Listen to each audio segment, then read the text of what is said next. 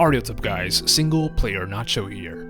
If you're already excited for Resident Evil 4's remake releasing in less than 2 months, these amazing new screenshots, released by Game Informer, will make you even more excited. The imagery we've gotten so far has been breathtaking. The game's visuals and attention to detail is insane to say the least. Let's try to make sense of them by taking a closer look. I also want to give a quick shout out to Evil Blitz for compiling all of these screenshots. First up, we have a brand new enemy type, Meet Cowhead Man, a beefy, pun intended, hammer-wielding maniac. I love that we're getting new enemies, and judging from this guy's blood-stained clothes, Cowhead Man is a pretty violent individual. He also has a bigger stature, compared to the other Ganados, and I've always wondered who was in charge of keeping the villagers in check, and being 100% loyal to Los Iluminados. I'd say it was Torres Mendez, but he's hardly seen most of the time. Was it the Chainsaw Man, the Bella Sisters? No one really ever fit that bill.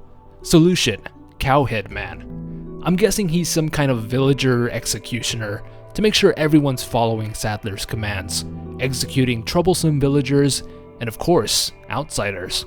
Looks like we'll have to face him during the cabin raid, as Luis is seen fighting alongside Leon here.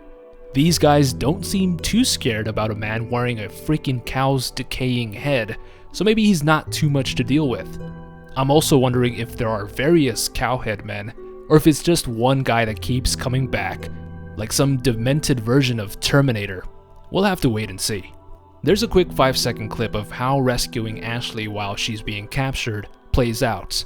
A very helpful icon shows her current location, instead of just hearing her horrified screams. You can now stab the shit out of the villager who's trying to take her away. And here's a new look at the church within the Ganado village. You know, the same church where Ashley is being held. My first takeaway is the difference in tone that we're getting compared to the original. The giant fractal light from the Glass Illuminados insignia looks amazing. You can legitimately see the blue and red glass reflected onto the church itself. I'm not sure if this is new or not, but we can also see a cute little Ashley and Leon icon, assuring the player that Ashley is right behind you. Wouldn't want any unfortunate "oh no" moments, would we? The villagers chasing after you in this image also give me crazed senior citizen vibes. That's something I never thought I'd say. RE4 is set in a strange dystopia, and this image perfectly captures that. Fans of shortcuts will love this screenshot. A quick weapon wheel has been added to the game, instead of having to constantly go into your case and switch weapons and items. Now you can have 8 of your most prized guns and explosives at the palm of your sweaty hands. More important than that though, the Red 9 handgun is back.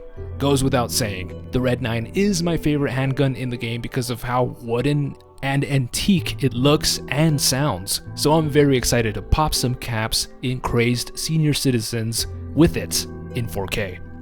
And a more concrete and clear look at Resident Evil 4's infamous case system. The TMP is confirmed to be making a comeback, which is such a good thing, because it may just be the funniest gun in the original. Shooting cultists with a fast-shooting, yet weak weapon was hilarious to say the least. It's like they were stuttering to death.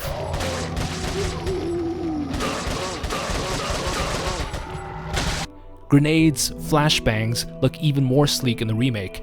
Combined herb mixes are placed in tubes once again. Unfortunately, scopes or stocks seem to not connect to the gun they're placed on, so that's very OCD alarming. Besides that, everything, all of the icons and ammo cases, look just as they appear in the original, which I'm sure many fans are going to love. Personally, I love it. Avert your eyes if you're terrified of Plaga dogs. Here's a look at the remake edition of Los Colmillos, and wow, don't you just want to pet them?